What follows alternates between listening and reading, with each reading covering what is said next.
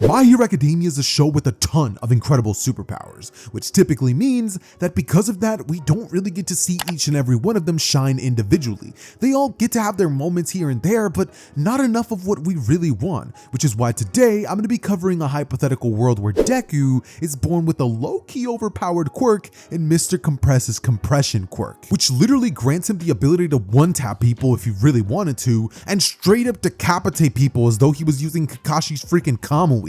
It's actually pretty friggin' busted. So with me already thinking the quirk was awesome and finally having an excuse to make the video, I figured, hey, now's as good a time as any, right? So with that said, ladies and gentlemen, if you guys go on to enjoy the video, do the usual YouTube stuff, seeing as it helps a ton in the algorithm. Y'all don't even understand, it genuinely helps out so much. So please like the video, comment on it, and do all that usual good stuff. And with no further ado, enjoy.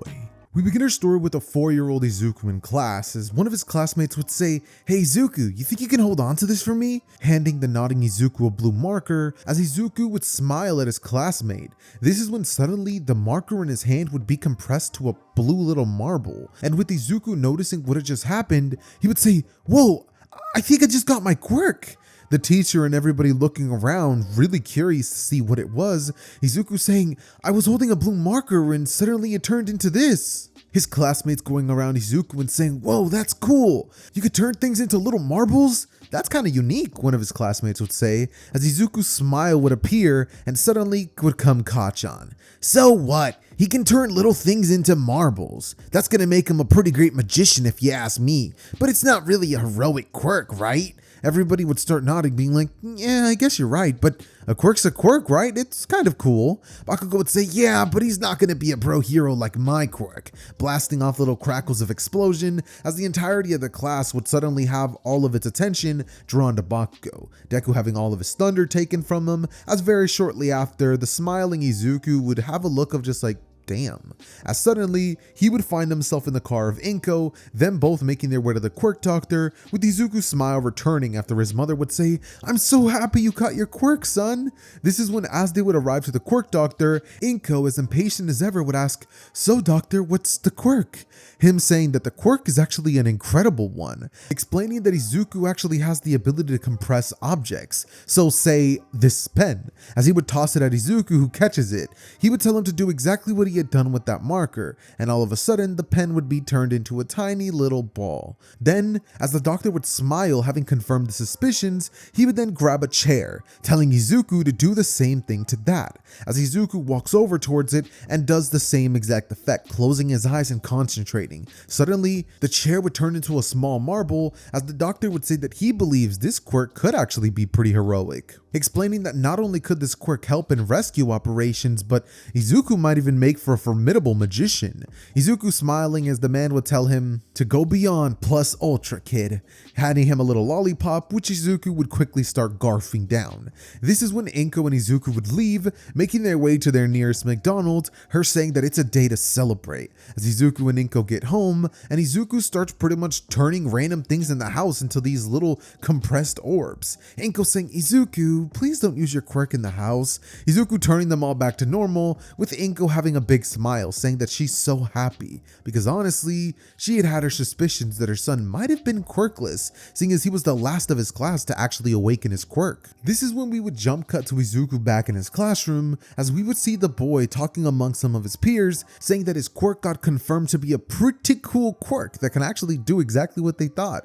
And as everybody would be thinking that that's pretty cool, or at least the 3 people around Izuku, Bakugo would once again come, telling Izuku to just give up on being a hero. You can't do something that cool with a lame quirk like that. It's not even flashy or strong. But Izuku looking at Bakugo about to say something, this is when Bakugo would say, "Unless you think you can take me on," as Izuku would kind of just stay silent, knowing that he realistically can't. As Bakugo would walk away, saying, "See, he's not going to be a hero, he'll be lucky to be a sidekick." As Izuku simply just stares at Bakugo and thinks, "You'll see, Kachan.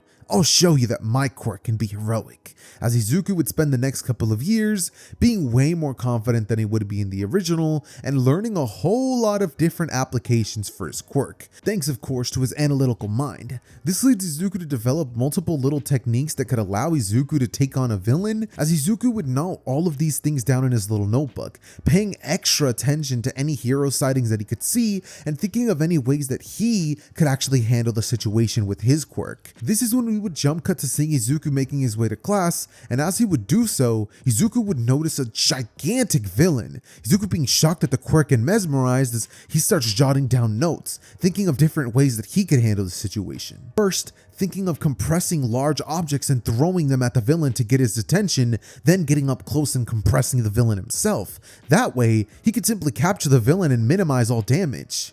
And as Izuku would be thinking all this, a man right next to him would say, "I know what you are, a fanboy." Izuku looking towards him with a smile and saying, "Something like that, sir," as he would walk off simply muttering to himself, "No, but if I did that, the possibility exists that he could crush me if I wasn't careful, and I'm not really too good at getting up close and personal with fights." Izuku being so zoned out that he didn't even notice he would bump into Bakugo. This is when Bakugo would say, "Eh? Damn Deku, who do you think you are bumping into me, eh?" Grabbing him by his collar, as Izuku, still muttering in thought, would say, "Kachan, what's going on?" Looking at the Goonies, they all laugh at him, saying, "Stuck with your head in the clouds again, eh, Deku?" Izuku looking towards them and saying that he's sorry, holding both hands up. This, however, is when Bakugo, staring at his friends, would then say, "You know, Deku, I've been wanting to blast you with an explosion for quite a while now, and I think this is the..." Before Izuku compresses him into a ball, saying that he doesn't exactly feel like being Bakugo's target practice today. This is when Izuku would walk over towards his desk and flick the marble to Bakugo's desk as he would expand, going back to normal, going, "What?" Suddenly seeing Izuku behind him, as Izuku apologizes once again. He starts writing in his notes, and this is when Bakugo, about to say something, would be interrupted by the teacher walking in, as we get the iconic scene from the My Hero Season 1 episode. The class erupting with their quirks, as he would go on to reveal who the two students are that are aiming for the sky. Both Katsuki Bakugo and Izuku Midoriya, as both are revealed to be wanting to make it to UA. This is when the day would finally be over, and Bakugo, going over towards Deku, would finally corner him, saying, "So, you thought you could get the jump on me by using that quirk of yours. We'll just try it again." Izuku thinking to himself that he doesn't exactly feel like going through this, as he literally proceeds to compress himself. Bro, he turns himself into a little marble before Bakugo's explosion could connect, then decompressing himself as he would run out the door, Bakugo screaming, "Go after him!" Both of Bakugo's lackeys chasing after Deku, who would have opened a window, compressing himself and jumping out of it, before turning back to normal in the little pond. As Izuku would come out, feeling all wet, he would say, "Dang it, As Bakugo, looking out the window, starts losing it, hurling insults at Deku, saying that he's nothing more but a small fish in a big pond. As he would walk off angrily, Deku taking the same path that he would home. This is when, just like in the original story, Izuku would bump into the Sludge villain. However, unlike in the original story, when the Sludge villain would finally finish its monologue attempting to cover Izuku, Deku, simply using his compression quirk on it, turns it into a marble. As holding it up, Izuku could see the little Sludge villain inside of it, tossing and turning, practically screaming out, "Let me out of here!" But this is when suddenly All Might would come out from the sewage system, and Izuku would lose it, dropping the marble by accident, as it accidentally would decompress and would start covering the boy. At this, Izuku would say, "All Might, it's..." As suddenly the Sludge villain covering his feet would leave Izuku with a sensation of, "Oh crap," as he would then be flung towards the wall, knocked unconscious. All the while All Might would throw a full-powered punch, blowing the Sludge villain to bits, Izuku finally waking up to a signature in his unburnt notebook, and seeing All Might jumping off. Izuku would smile, saying that it's a shame he didn't get to talk to him, but he's glad All Might saved him. Before then pausing and realizing, All Might saved me. He would start leaping up into the air as he would yell, "Wait, I didn't get your..." As he would check his notebook and say, "He freaking signed it!" This is when he would start freaking out, as he would think to himself, this thing is going to be a family heirloom for generations to come. Anyways though, after this would take place, thanks to the fact that there would be no part 2 to the Sludge villain incident, and there would be no handing down of All for One to Izuku, One for All, we would jump cut to the 10-month of training period, with a lot of problems slowly starting to escalate between Bakugo and Deku during these 10 months. Bakugo noting that that weak little quirk that he had once thought was nothing compared to him was actually starting to have some potential. And let's just say, Bakugo didn't like that one bit. So he would try to squish Deku before he could even become a hero, but Izuku would simply do his best to avoid Bakugo, and if ever Bakugo tried to get physical with him, well, the young boy would simply run, not thinking it worthwhile to actually fight against Bakugo, seeing as that's his classmate after all, as much of a jerk as he might be. So over the course of the 10-month training period, Izuku would make his way towards a very dirty beach, where Izuku would continue the training he's always taking part of. The beach is so dirty and full of rubble, and it's so nearby that Izuku's able to train there without anybody really taking note of anything that's going down. And since Izuku's quirk isn't exactly flashy, no one even realizes what Izuku's actually doing there. This, however, would all change when 1 month into Izuku's training, Izuku, as he would be uncompressing some things, would watch a slender, skinny, blonde-looking man walking towards him, and as Izuku could see him, he would stop using his quirk. All Might asking the boy, who doesn't know it's All Might, what he's doing at this beat-up beach. Izuku going on to explain that he's just here picking up some trash. All Might, knowing that he's doing more than that, would ask what he's really doing here. As Izuku would go on to say that he's sorry, but he's here training on his quirk, that he's working hard to get into UA. The man smiling before telling him that that's pretty good. This is when out of nowhere, Mirio would actually end up arriving. As he would yell out, "Hey, All Might!" All Might's face pretty much sinking of color as Mirio realizes what he just did. That kid right next to him now is about to know the secret. This is when Izuku would look around going, "All Might, where?" As not seeing him, he would then suddenly hear the sound of All Might turning into his big All Might form. Then Izuku would start freaking out, "All Might, you're here!" As he suddenly realizes, but wait, where did that other guy go? Then it would click. The blonde hair, the outfit he was wearing. "You're All Might," he would say. All Might looking towards him and going, "Shh, kid, you can't talk that loud." Mirio going over towards All Might and profusely apologizing, before All Might explains that now he sort of has to tell him. He would go on to explain that his quirk actually allows him to buff up, and whenever he's not actually using the quirk that makes him super powerful, he's just this weak, skinny old man. So Izuku, hearing that, would not be fully convinced, having a look of like, "Alright, I guess I'll trust ya," thinking that if All Might doesn't want to tell him the truth, it's for a reason, before then asking what All Might's doing at this crappy beach. All Might looking towards Izuku and saying that this is actually going to be Mirio's training ground, saying that they both just so happen to have the same idea. Izuku in this moment would apologize for being there, saying that if they need the place alone, he can get going, seeing as it's more important for All Might to train this guy than for his own little training.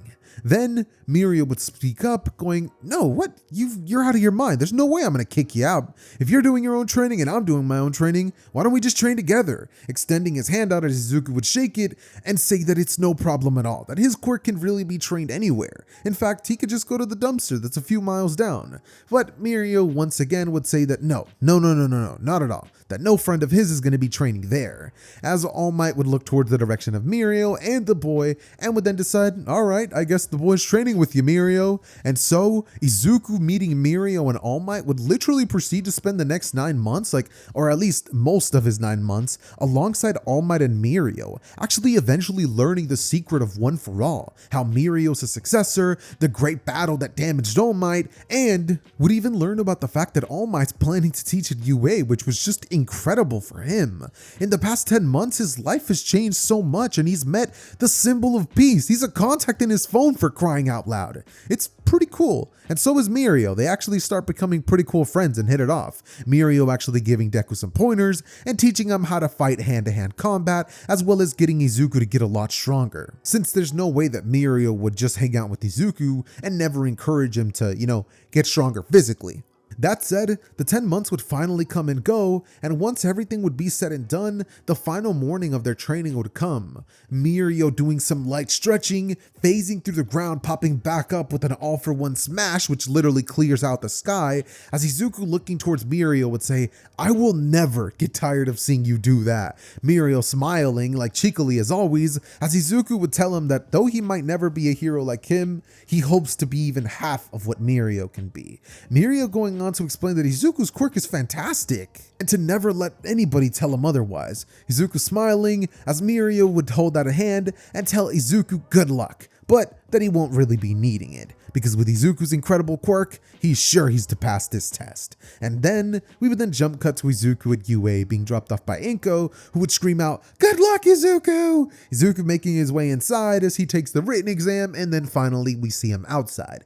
This is when we would see Izuku towards the front of everybody else, as a very, very shy and nervous girl right next to him would be muttering to herself. Izuku would say, "You okay? You look a little nervous." Her saying, "Yeah, I guess I am," as they speak for a bit. That is, until Tenya Ida would interrupt saying, "Stop talking, you're distracting the girl from concentrating." Izuku apologizing as he would say that he didn't mean to. Uraraka saying, "No, you weren't distracting at all, in fact you're helping." Ida saying, "My apologies for getting involved then." As suddenly President Mike would be like, "There's no countdowns in a real battle," and boom, the test would begin.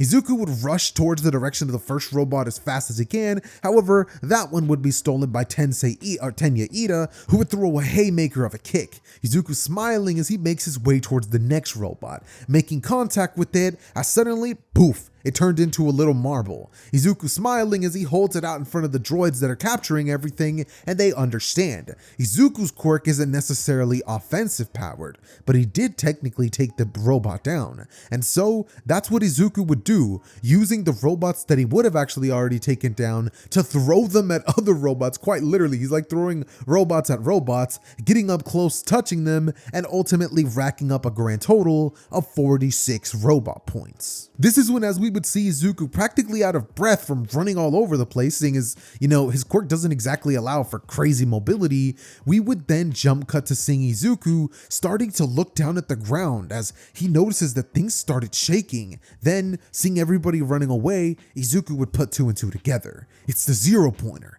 It has to be. Looking up to catch a glimpse of it, this is when suddenly Izuku would hear the sounds of a girl screaming for help, and Izuku, not hesitating, would rush towards her direction. Izuku compressing the rubble on top of her leg as he would hold her over his shoulder and say, "Come on, we gotta go." But this is when the 0-pointer's foot would be about to stomp them. Uraraka freaking out, "We're dead!" As Izuku holding his hand out and using his compression quirk the millisecond the robot would make contact with his hand, the 0-pointer would compress to a small marble. Uraraka seeing the shadow that was just cast by its foot disappearing as Izuku would smile towards her saying, "Not a problem," before then rushing Uraraka to Recovery Girl, her thanking Izuku and saying his quirk is incredible, with Izuku smiling back towards her and asking Recovery Girl what exactly he's supposed to do with this thing, holding out a slightly larger than usual marble containing the 0-pointer, with her noting what's inside. She would say, "Throw that thing away, young man," as Izuku would do just that, and it would uncompress, instantly shutting off, seeing as Nezu and the heroes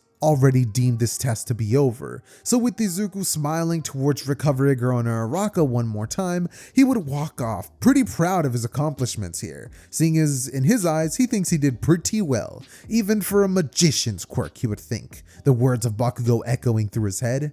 This is when we would kind of jump cut to Izuku back in his room, just excited as ever to find out whether he got or didn't get accepted to UA. And this is when Inko would bring in the letter saying, "It's here! Izuku, it's here!" Both of them would watch on as All Might would go on to congratulate Izuku, saying that of course he made it to UA, and in fact, he got the highest scores out of anybody, thanks to not only having gotten robot points, but also rescue points. Playing the clip of Izuku saving Uraraka and nearly being smashed by the robots, all the while Inko would say, "Ah, Izuku, you did all that!" Her freaking out saying that her baby's in danger and she doesn't want him to go to that school. But Izuku smiling towards her and holding his mom would say it's okay, as the clip would finish and it would be revealed that he saved the day. All Might saying, how can UA turn down such an incredible prospect like him, saying that he expects great things from Izuku, as following this we would flash forward in time, Izuku making his way towards UA, where one specific student would be waiting for him at the gates, alongside Nejire Hado and Tamaki. As Izuku would walk over towards them, he would say what's up to Nejire, Tamaki would be like, "Oh, hey Deku." As Mirio would say, "What's up, dude? I'm pretty happy you got accepted into UA, and from what I heard, you even got in top of your class. That's great." All three of them walking Izuku towards his classroom, as he would be dropped off, everybody noticing that Deku was just talking to upperclassmen, specifically Bakugo, who would have been arguing with Ida. But before Bakugo could even get up to say anything, this is when Uraraka Araraka coming from behind him would say, "Thanks so much for saving me back there. I didn't get to really say everything I wanted." Izuku and Araraka speaking for a bit before Aizawa would shut everyone up and tell them to put these on and meet him outside. At this, the entirety of the class would do just that, and we would finally see the little, what's it called again? The Quirk apprehension test? Yeah, the Quirk apprehension test stuff happening. Izuku would be tossed the ball, Izuku catching it and asking what he's supposed to do with this. Aizawa saying that his job is to throw that thing as far as he possibly can, from within the confines of this circle, telling him to do his best, seeing as if he fails, his status as a UA student might be put into question. So, Izuku hearing those chilling words would suddenly compress the ball, turning it smaller, throwing it as hard as he possibly can, getting a, solidly decent score for a human throw. As I was showing everyone the score, as Bakugo would simply be in the back thinking, just as weak as I thought. As suddenly we would then have everybody else going, and Bakugo tossing the ball himself saying, "This is how a real hero does it! Die!" Tossing the ball incredibly far, to everybody's surprise. Izuku watching on and being stunned as for the foreseeable next couple of tests, Izuku actually does not that good. He remains towards the bottom of the pack, and would actually end up getting third to last place. Bakugo pretty much having a field day at these results, seeing as he didn't really like Deku that much. And feeling himself to be that much more superior to Izuku, he would be smiling and giggling. It would just be the happiest day for Bakugo in his eyes at this point, as Izuku in the back would be feeling pretty terrible, because not one of those tests actually helped him in his quirk department. But just as Izuku would start to try to feel bad, he would suddenly have a smile appear on his face, since Mirio's personality rubbed off, and he remembered his words, "Never let anybody tell you that you're not special." And so, Izuku then turning towards Aizawa, would ask if they're going to take any more tests, Aizawa nodding no before explaining to the class that what they did today was not only an exercise to see where they stack, but a psychological test, because the last person won't be getting expelled. At least, not yet. Staring at Mineta, who would have gone last place, and saying that he might, however, if he continues to be a pervert. Mineta low-key freaking out as the day would finally end. With that said, we eventually jump cut to the very next day, as Izuku and the rest of the class would now be pinned up against each other in the 2v2 battles, All Might being revealed as the teacher, as Izuku would be once again paired up with Araraka against Bakugo and Tenya Ida. The match starting similarly to how it does in canon, with Izuku and Araraka talking over their plans, and Araraka noting that Bakugo kid seems to have a grudge against him. Izuku would explain that ever since they were kids and Izuku unlocked this quirk, he's been constantly trying to put him down and trying to make Izuku feel as though he was inferior. Izuku would say that at first it bothered him, but then it served as motivation. And today, he finally gets to go up against Bakugo and show that he's not some weakling, because win or lose, he's still going to be showing that he could stand in the same ring as Bakugo. And to him, that's as much of a win as any. So, with that being the case, the two of them would enter the room, Izuku explaining his plan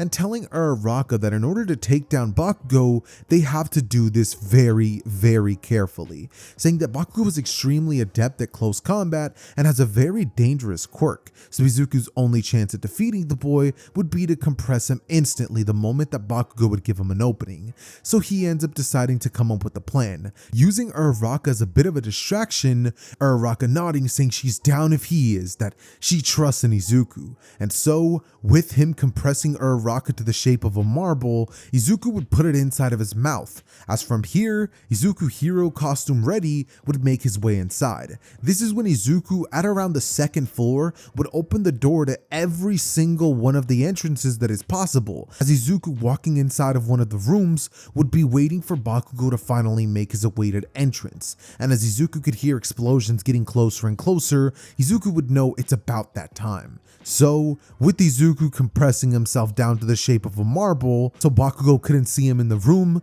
suddenly Izuku would use his compression quirk to de-transform, tossing Araraka into one of the other rooms, creating a load of noise, Bakugo saying, "There you are!" blasting an explosion inwards, as Izuku, leaping from behind, would suddenly try to get the jump on Bakugo. But Bakugo shooting a smoke screen in front of Izuku's face before then blasting himself upwards, would say, "You thought you were gonna get me with such a weak attack, Deku? Come on, get real now. I know how your quirk works." Blasting an explosion square to the face of Deku, sending him crashing backwards, all the while Uraraka leaps onto Bakugo and says, "Get away!" placing her hand on his body as Bakugo would suddenly start floating into the air going, "What? When did you?" Before Izuku from his back pocket would throw some rubble at the direction of Bakugo, who now floating in the air, having a difficult time maneuvering himself within this strange little hallway thing, would then be hit by a load of rubble. Izuku yelling at Uraraka to make him weightless too, as he would leap into the air trying to compress Bakugo for the easy win. However, Bakugo, keeping him at a distance, would use his explosion quirk to create a gap between the both of them. Then we would suddenly hear the sound of Bakugo's gauntlets both filling up, and with that happening, Bakugo would smirk, saying, "Say goodnight, Deku," blasting his gauntlets off as Uraraka, within one of the rooms for cover, would suddenly watch as an explosion would engulf the body of Izuku, who would have turned himself into a marvel, having thought 3 steps ahead. And as the explosion would go through the room, finally exiting, Izuku would decompress himself. The moment Bakugo would step towards him, grabbing him by his collar, and ultimately turning Bakugo into a small little marble. Izuku having taken significant damage from that explosion, seeing as he had to time it just right so that Bakugo saw him consumed by the explosion, but also just right that Izuku didn't take too much damage. However, after Izuku would get back up, he would reveal to Uraraka that he's a lot more battle damage than he's letting off. And so, with that being the case, Izuku beginning to compress a bunch of random little debris would then turn towards Uraraka, saying that this is going to be their final gambit, and that if they can do this just right, they might be able to win still. Uraraka nodding as they make their way towards where Ida was, who had already taken the liberty of removing any objects they could use against him. However, he hadn't planned for all the debris Bakugo had caused, and so, the moment that they would make their way into the room, Izuku grabbing 10 marbles would toss them at the direction of Ida, who simply scoffed, saying that that won't land, until suddenly, the debris would finally come out, and Ida would eventually be hit by a massive amount of projectiles, which, mind you, would all be weightless, helping them to travel faster, Uraraka charging towards the direction of the bomb, all the while Ida would be getting bombarded by multiple attacks of rubble, as we would suddenly hear the sound of All Might in the intercoms going, "Hero Team wins!" Big bright smile on his face as he would stare at the young Izuku. Battle damage from his crazy fight against Katsuki, as he would smile, thinking that he's gonna have to talk to Bakugo after class. That said, the 2v2 battle thing would finally be over, and we would now happily move on to the USJ arc, which would significantly change due to Izuku's compression quirk, which is actually going to be causing a lot of damage to the villains this time around. Because the way I see things shaping out is that by the time that Izuku would finally be warp gated straight to like the little water area section, we would essentially have the same things playing out as in the original, meaning Tsuyu would save him and Mineta, and we would then watch the 3 of them figure out a way off the boat and onto the main island. Izuku ultimately coming up with a plan to turn them all into marbles, and Tsuyu taking a big old leap since she won't be weighed down by them. Once they would make it back towards the shore, this is when Izuku, grabbing at about 10 marbles that he would have had from the previous fight with Bakugo, would then toss them towards the direction of the water, hitting a load of the villains with this attack, as Izuku would suddenly turn his attention towards that of Aizawa, who would currently be having his head crushed by the Nomu, and Izuku, recognizing that this was literally the worst case scenario, would look at Tsuyu, saying that he can't simply sit by and watch, fists currently clenched, as he would look at Tsuyu and say he has a plan, but it's risky. He would turn himself into a marble before looking at Tsuyu, or, well, he looks at Tsuyu, kind of tells her the plan, then turns himself into a marble, and this is when we would see Tsuyu use her tongue to fling Izuku toward the direction of the distracted Nomu, and the moment Izuku would come into range, poof, bro comes out like a magician, placing his hand on the Nomu, instantly compressing it, as Izuku, now standing over his very badly injured teacher with a smile on his face, would breathe a sigh of relief saying he did it, as Shigaraki would start scratching at his throat going, I didn't know the heroes would have something like this at their hands. Lunging towards the direction of Izuku with killer intent, about to actually hit him when suddenly from the ground would phase Mirio, who having gotten word from All Might himself that his classmates were in danger, would have rushed there as fast as possible, taking a bathroom break and knocking the villain backwards. He would be completely unconscious, with Kurogiri teleporting them out of there, understanding that this battle was already lost, with that of the Nomu already being taken care of and reinforcements starting to arrive. So with the villains disappearing, Izuku would sit there on the ground looking at Mirio, who would help him back up, thanking him. He would say that he saved his butt back there.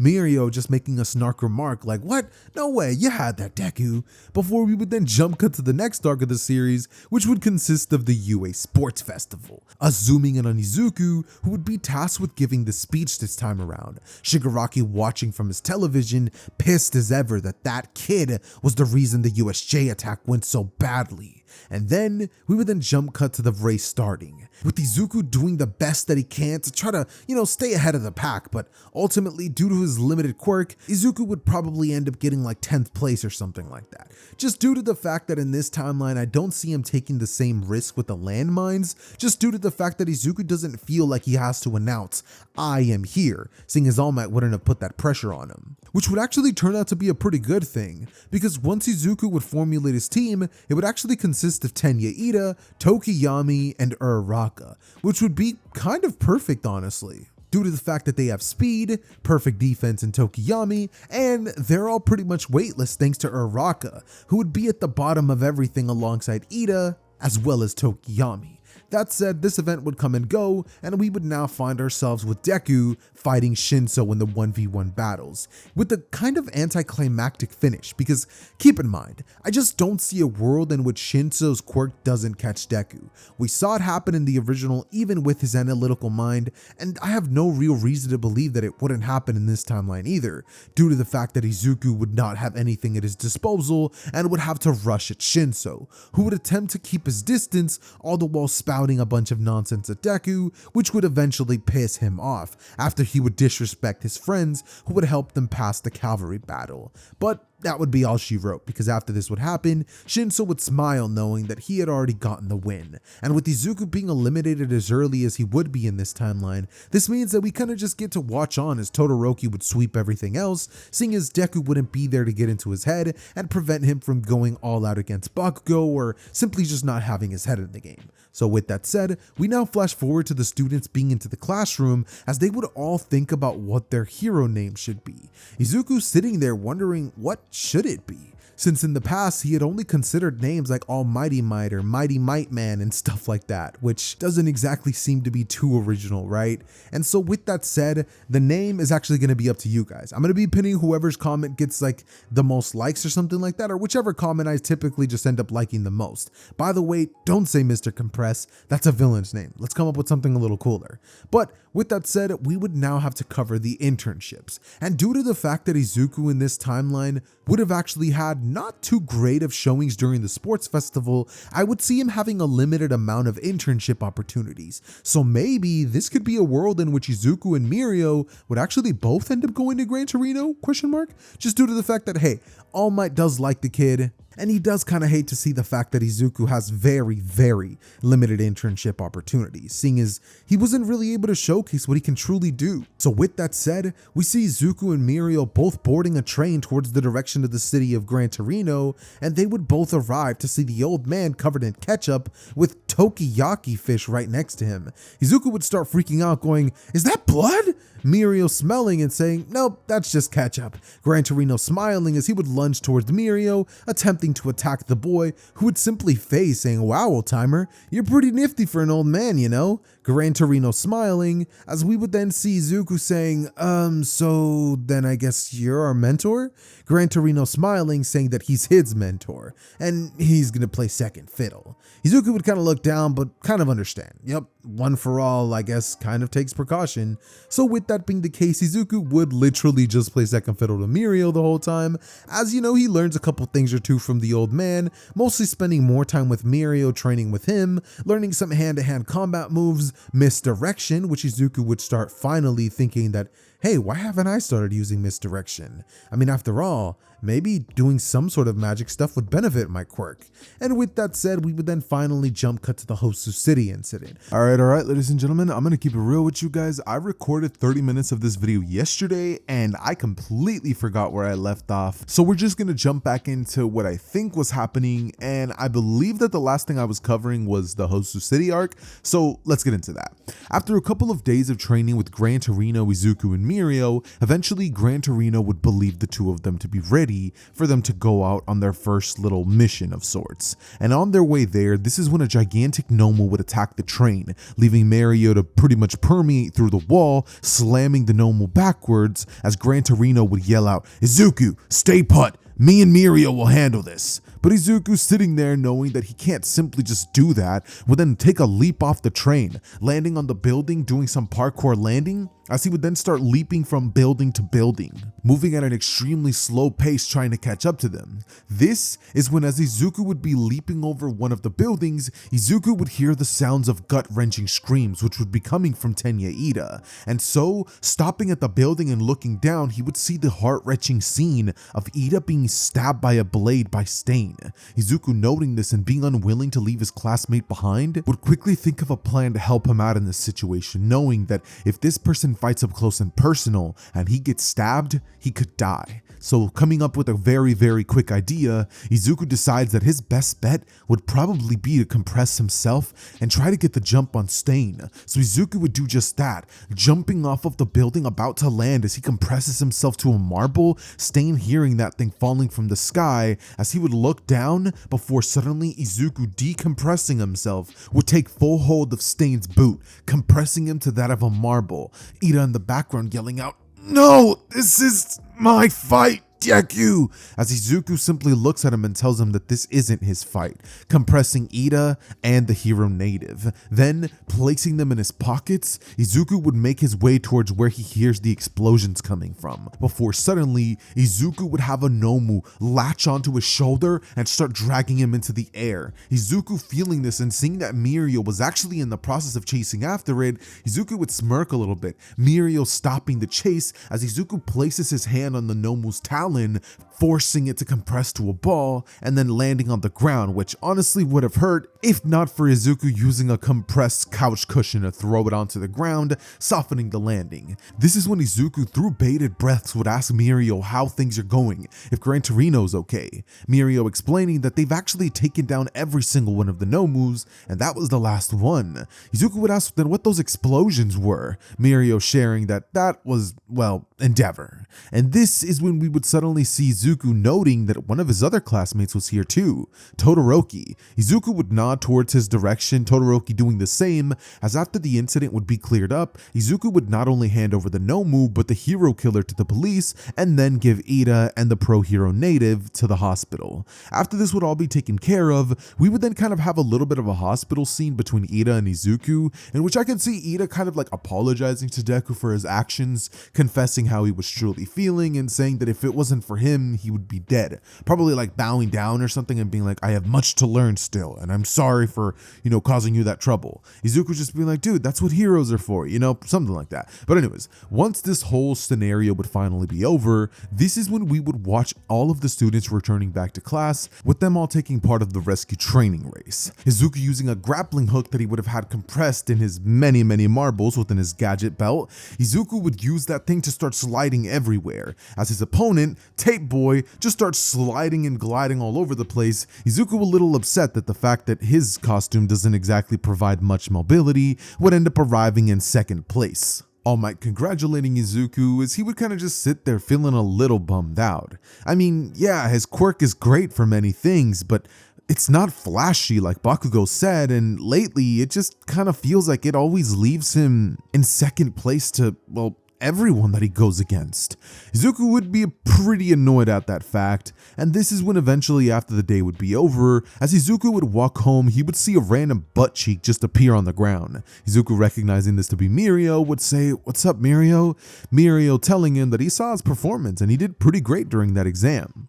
Izuku saying that he didn't do great. He lost to his classmate with a tape quirk. Sarah walking behind him going, "Hey Midoriya, that's kind of hurtful, no?" Izuku apologizing, saying he didn't mean it like that. As Mirio would say, "Well, I guess I get what you mean. While your quirk is very, very handy when it comes to rescue operations, it might not be the best for speed. But hey, that's okay. Maybe you can just use some gadgets to improve your speed. Not like many heroes don't rely on support items." Izuku hearing this would say, "Yeah, maybe he could." Mirio pointing out that he could have whatever support items he wants at disposal, considering the fact that he can just compress them and put them on whenever he needs. Izuku saying that he's thought about that, but to him it kind of just feels like cheating, doesn't it? It's not his power, it's the power of the support course, and he can't just rely on support items all his life. Mirio would say, "What? Your quirk relies on nothing but extra things. Anytime that you throw rubble at your opponents, you're pretty much just using things that aren't coming from you. I mean, what real difference does it make, Deku? Helps you save more lives, help you be more efficient." Izuku, after hearing this, would start considering it, as shortly afterwards, he makes his way to the general course area where he would finally meet Mei Hatsume for the first time and get a couple upgrades, as well as some support items from her. That said, after this would take place, the students would then be informed of the final exams, which, I mean, don't really have many stakes, so we're actually just going to be having him face off against one of the random teachers. Let's do this. "Eeny, meeny, miny, mo, catch a tiger by its toe. If you don't, the tiger will literally eat you alive and leave no spare parts." Izuku's gonna be going up against Cementos, which I ain't gonna lie, Loki might just be the worst matchup for him, because like we saw in the battle between Sato and Kirishima, they couldn't even get up close to Cementos, and seeing as he knows that that's all Izuku needs in order to pretty much use his quirk, I don't really know how well this section's gonna fare for them. But I mean, who knows, because keep in mind, Izuku is pretty smart. So who should his teammate be? I'm thinking it's either gonna be Sato and or Kirishima. And due to the fact that I don't ever really give Sato a moment to shine, let's have him be the teammate, and Kirishima is going to be going up against All Might with Bakugo. I mean, I feel like that's pretty solid, right? No complaints here. Yeah, let's just do that. Okay, so with that being said, we start everything off with Izuku and Sato making a game plan. Izuku looking towards Sato and saying that if they try to rush head on, that'll never work. They only have a couple of chances at this. And the way that Izuku sees things, those chances aren't even guaranteed to work. So looking towards Sato, he would tell him to eat as much sweets as he possibly can. Sato starting to scarf down a bunch of random sweets, Izuku compressing him as he would look towards the marble and tell him that when he lets him loose, he needs to go nuts on Cementos, making sure to not giving any breathing room. So as Sato would nod, this is when Izuku would go over towards his marbles and pretty much run around the area Cementos is at, tossing random marbles towards him, Cementos sort of feeling as though Sato was being thrown at him and putting up a pillar of cement. Every time this would happen, little bits and particles of cement would start covering Cementos until there was only one way in and one way out. Cementos recognizing this would say, "Smart strategy, young man, trying to trap me. However, you will quickly find that it will not be as easy as you think." Suddenly an orb would be thrown towards his direction as Sato would come out, except it wouldn't be Sato. It's actually Deku who was thrown with the massive strength boost of Sato from eating his sweets, Izuku decompressing right in front of Cementos as Cementos would put up a cement wall, but Izuku would simply compress the material, allowing Izuku to get up close to Cementos, who actually now trapped within these confines would have no other choice to just be compressed into a marble. Izuku holding their teacher up as the hero team would be announced the winners. After this would all be said and done, Izuku would make his way towards Sato, saying that it was a genius idea, that if Sato would have been lunged towards him, Cementos could have easily just trapped him and that would have been it for them. They would have had no way of escape. So thank you. Sato would blush a little bit, saying, "It was nothing, Midoriya," as both heroes would then give each other a big old thumbs up as they each make their way towards the teachers, where they would have their evaluation take place, and shortly after, we would have the reveal of the forced training camp arc. This would then lead to the mall incident, but due to the fact that Izuku and Shigaraki aren't necessarily two characters that would inherently have like the showdown between each other, I don't see the mall scene happening in this timeline, and so we kind of just jump cut straight to the actual forest training camp, which is where two very interesting things will happen. One, Izuku's gonna have a big fight against Muscular, which of course that's gonna be sick. And number two, Izuku's gonna meet somebody with a quirk very similar to his. Which I'm not gonna lie, at first I was thinking of making Compress like Izuku's like secret father or something like that, but then I was just like, bro, that makes no sense. You've lost the plot. So I'm not gonna go with that. We're just gonna be saying that they both have the same quirk, just like literally anybody else in the verse could have that happen. So with that being the case, as the forest training camp arc would begin, we would see Izuku testing out his brand new support items that he was given by Mei.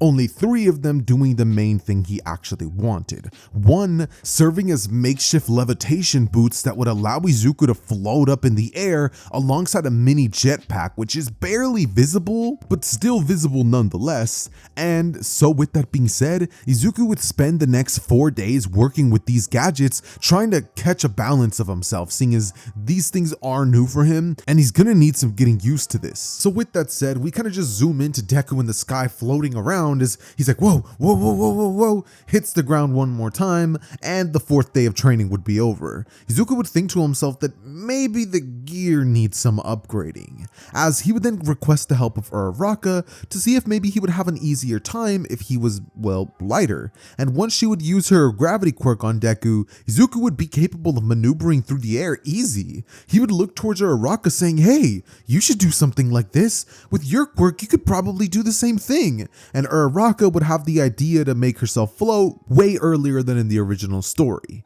This would then leave us to the nighttime when all of the students would all be in a hot tub as Mineta would start climbing, going, rule, they're meant to be broken! And as the dude's like making his way up there, suddenly Koda would stop him. Hey, get lost, you pervert! He would say as he would smack Mineta onto the ground before then accidentally staring at the girls and, falling unconscious. Izuku in this moment would extend his hand out, almost trying to compress Koda before he even hit the ground, but obviously nothing would happen since he didn't make contact, as Katsuki would shoot an explosion, grabbing Koda mid-air and going, damn Deku, don't reach your hand out if you don't intend to actually help people.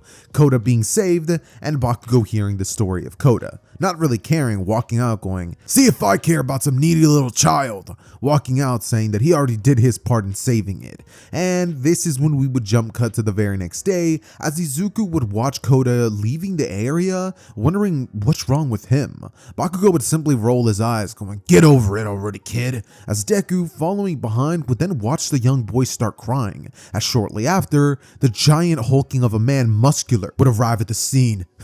Guess it's my lucky day. Not only did I find one of the targets, but I even get to kill a little brat right afterwards. This is gonna be so much fun. And hey kid, you don't mind if I bring you dead, right? They didn't really specify whether they wanted you alive. At least, that's what I'm gonna tell them. Muscular enlarging one of his arms before hitting at the ground, causing the entire area they were standing on to start shaking. Muscular asking him if all he's gonna do is dodge. It's at this point that Izuku grabbing Koda would say, get out of here! But Koda, unable to move, would then be compressed into an orb as Izuku would throw him as far as he possibly can before decompressing him. Koda would land on the ground scared as ever, not knowing his surroundings, as Koda would literally curl up into a ball hoping that Muscular doesn't find him. It's at this point that Izuku would be sent flying backwards by a punch straight to the ribs, Izuku being shocked at the speed at which that punch was thrown, because in that moment, Izuku thought that even if he took the blow, he could simply place his hands on Muscular and the battle would be over, but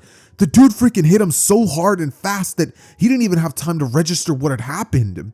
Muscular then looking towards Izuku and going, oh, and if you're thinking of compressing me, well, you might as well stop trying to win that way. I already got a buddy who has the same quirk as yours, and let's just say I can take him down too. Izuku literally caved into the wall, would then compress himself, Muscular throwing a massive blow that would literally shatter the mountain itself and would leave Izuku as a little tiny marble, decompressing himself and placing his hands on multiple things of rubble before tossing all the marbles at Muscular, who would simply smack them away with his quirk.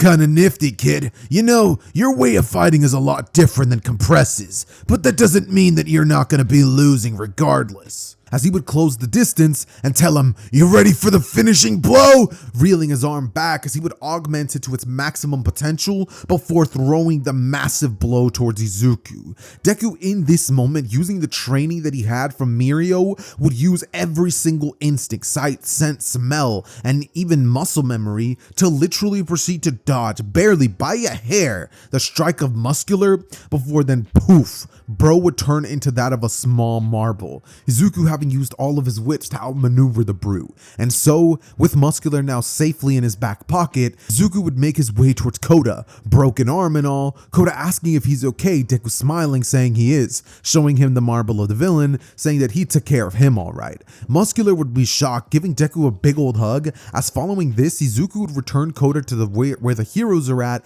making his way into the forest, hoping that he's not too late to save his classmates. It's here that Izuku would rush into the forest a little earlier than he actually would in the original, arriving to the scene of Dupli-Arms running from Tokiyami. And with the moment Izuku sees this, he would lunge out of the way of one of Dark Shadow's massive punches before placing his hand on the shadow and turning Tokiyami into that of a little orb, looking towards Dupli-Arm and telling him that he'll release him when this is all said and done, that at least this way they have one less classmate to worry about and his quirk won't go haywire. So Shoji nodding would then yell out, "Duck!" Izuku doing just that, as a man with a mask and a top hat would have attempted to swipe at Deku, Deku narrowly dodging the man's hand, with Shoji being compressed. At this, Mr. Compress would smile, telling him that they've gotten to quite a dilemma, explaining to Izuku that he seems to be in possession of one of his friends, while he has one of his. He would ask Izuku if he's up for a bit of a trade, Izuku telling him that he would never trust a villain, Mr. Compress smiling, saying that he's not a villain, but a magician, doing a bit of close-range magic, which Izuku would be very on guard of, since Izuku can recognize that this guy has the quirk very similar to his, and how he actually uses it is still a complete mystery. So Izuku grabbing at some of the marbles that he had grabbed from the rubble from the Muscular fight, Izuku would toss it with his one good arm, Mr. Compress simply watching as all of those objects would be compressed in front of him, saying, my, it appears that we do have similar quirks. I could show you how to use misdirection. Izuku looking to his left as he would see an object flying towards his face, sending him crashing to the ground, Mr. Compress telling him that it was a mighty show, however, the villains have become out on top. And with Izuku hearing this blabber from Mr. Compress, Izuku would feel multiple emotions overwhelming him, realizing that if he gets captured, not only does he, but also Tokiyami and Shoji, and if he can't save them, then what kind of hero is he? It's at this moment that Izuku would try a sneak attack, knowing Mr. Compress to have been weary of this, as he would dodge out of the way, saying, "Very predictable, young man. Unfortunately," as bro gets cut off by a massive pillar of cement, which sends him into the air before he would compress it and throw it right back at the direction of Deku, who being hit by this massive slab of cement would then roll away.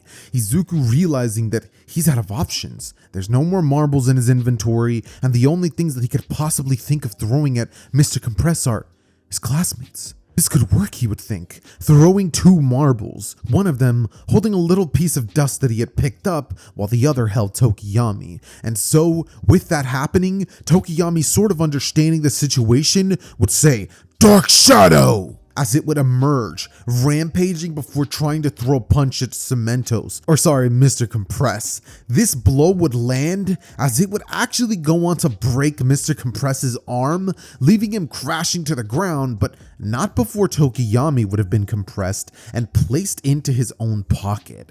As Mr. Compress would be sent flying towards a tree, he would stand back up, telling Izuku that they can simply call this one a draw. Izuku extending his hand as the feeling of failure and incompetence would sink in. Izuku laying on the ground, bloodied and beaten, would extend his hand out as though trying to compress Mr. Compress with his own quirk without making contact. And as Izuku holds his hand out, nothing would happen. That is, until Mr. Compress would suddenly be transformed to that of a marble, falling onto the ground as Izuku looks at his own hand and realizes, did I just...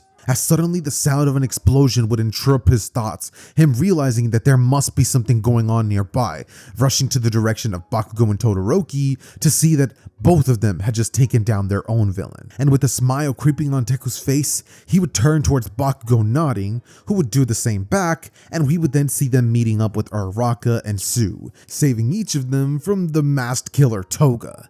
As this would happen, Toga would run away saying, "I don't feel like dying tonight," as all the heroes would then realize that everything turned out okay. Nobody was kidnapped, and honestly, that was greatly due to the Izuku's contributions during tonight's fight.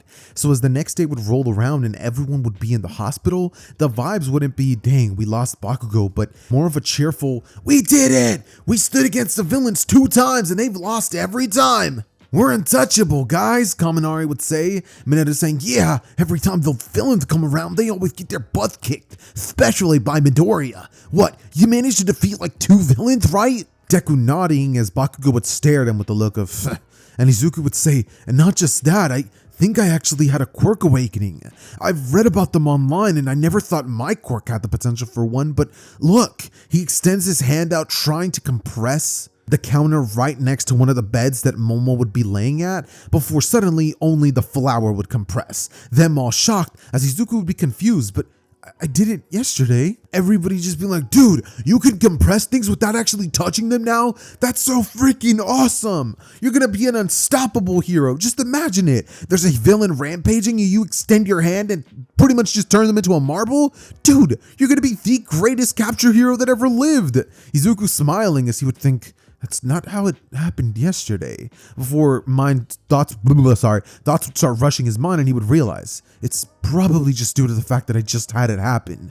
I need to train, just like I did when I trained with this quirk. I need to make sure that compressing things at long distance becomes easier. Maybe larger targets or human targets are easier to dematerialize," he would think, as suddenly the doctor would enter the room telling them all that they should get going, considering they really need to let their friend rest. So with that being the case, everybody would begin getting ready to leave the room, as Momo would then be asked by the heroes everything she knows and given the tracker. This would then lead the heroes to still having the Kamino Ward incident taking place, due to the fact that, yeah, they don't have Bakugo, but these dudes have been a thorn in their side for 2 times already, have shown the fact that they're more than willing to attack the school, so if they want the problem to stop, they're gonna need to cut it at the source. So with that being said, the hideout raid arc would begin, and the heroes would all capture the villains, all for one arriving onto the scene, taking down Mount Lady and Best Genius, us once again getting the all for one versus All Might battle we get originally, with minimal interruptions, because thanks to the fact that All Might has a successor, which is in year 3, he would trust him more than enough to help alongside the raid, and so Mirio's presence being added to the battlefield would not only help the heroes actually capture the Nomus, but would actually help out greatly during the final battle with All for One and All Might, landing a decisive blow on All for One, which allows All Might to charge up his final smash on the villain, shattering his mask and leaving the villain battered and beaten, with capturing of Shigaraki, Kurogiri, and the remaining League of Villains all pretty much being taken care of. This then leads us to the Provisional Hero licensing arc, which, I mean, bro, let's keep it a buck, that arc has no stakes, so we're gonna be just skipping it, and then due to the fact that Deku and Bakugo's relationship isn't quite the same, there's no real Deku versus Kacchan 2, especially considering the fact that Bakugo never gets captured, so the emotions that normally would lead to the battle just never come to fruition. And so, we actually just jump cut to the day that the big 3 are introduced, Mirio showing off to everybody just how strong he is, with Izuku being the only student that could remotely predict Mirio's movements, seeing as he did train with him for 10 months. This ultimately would not be enough though, considering the fact that Mirio has the capabilities of One for All at his disposal. So, wanting to show off a bit more of his control to Izuku up close and personal, he would tap into 30%, rushing towards the direction of Izuku, who would attempt to compress him from a distance. However, due to the fact that he still hasn't mastered it and doesn't know if he'll accidentally compress an arm or a leg, would kind of not have the guts to do what it takes in that moment. Mirio rushing in and screaming, "Power!" as he slams his fist into Izuku's stomach. This would knock the boy out for a solid minute or 2, until eventually he would wake up and be told of everything that happened. Mirio apologizing to him profusely, saying he took things too far. He was just trying to show off. And Izuku would say, Yeah, you always did have a habit of that, as Izuku would get back up and say, damn, I can't remember the last time I got it like that, as he remembers the training during the 10 months, and Mirio would say, hey, how about I make it up to you? You can come train with Night Eye. I'm sure he'd be happy to take you as one of his disciples. Your quirk would make you a great addition to the team. So Izuku accepting this offer from Mirio, seeing as, what else was he supposed to do? Say no? He would then meet Sir Night-Eye, meeting Bubble Girl, and eventually go on that little walk that they would have had in the original. The one where they actually end up bumping into Overhaul. This is when Izuku would have a small girl wrap around his leg, and seeing her and feeling the fear just coming off of her, Izuku would look into the alleyway, seeing a masked man exit. As Izuku would feel chills coming down his spine, he would suddenly turn towards Mirio, who would smile, saying, "Oh, is this your daughter?" Saying that they're sorry, asking what's wrong with her. Him saying that kids just play rough nowadays. Mirio laughing and saying, yeah, no, I get that. And as Izuku can see Aries' grip getting tighter and tighter, her feeling as though she was gonna return right back to Overhaul, she would suddenly then grip even tighter on Deku. Izuku feeling the sheer terror coming off of this small girl, he would suddenly give Mirio a look of, I can't let this slide.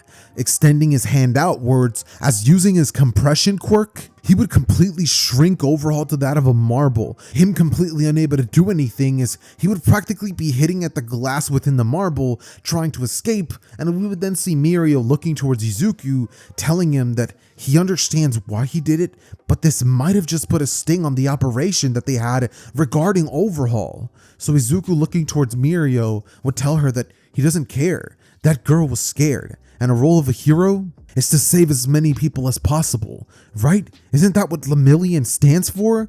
You're the hero that's gonna save millions, right? So why can't it start today? Why do we have to wait a couple of weeks? Mirio would look at Izuku, saying that he's got the right mentality, as they would report back to Sir Night-Eye that they had actually captured the villain known as Overhaul. This would put a sting in Sir Night-Eye's attitude, him saying that then that means they're gonna have to do the operation today, and everything would be supercharged. Overhaul finding himself in prison, with most of his lackeys being taken down in one day, the only escapee being Kendo Rappa, just because I really like the guy. Anyways though, with that being said, that, ladies and gentlemen, is where What If Deku Had Missed to Compress His Quirk is going to be ending. I thought it was a bit of a fun story to write, definitely a lot of uses for Deku's quirk. I mean, the guy literally has an infinite inventory quirk and a one-shot quirk so long as he can actually make contact. Mr. Compress's quirk is one of the most low-key underrated quirks in the My Hero series, so I'm really glad I got this commission. That's it though, ladies and gentlemen. Let me know your thoughts about this one down below in the comments, and let me know what future videos I should make. With that said, it has been your boy Xehther, and I am out. Peace. Hey, you made it to the end of the video! Like it or die! That wasn't the line, Kachan! Whatever!